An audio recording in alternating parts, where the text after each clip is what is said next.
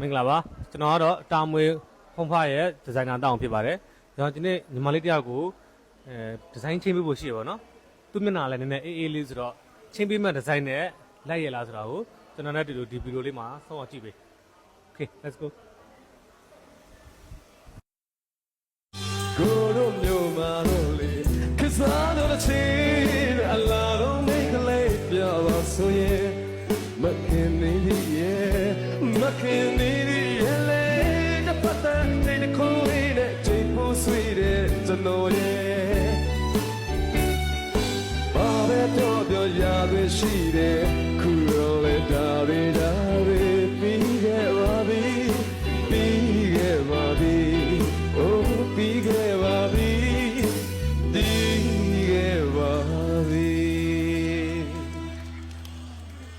darling,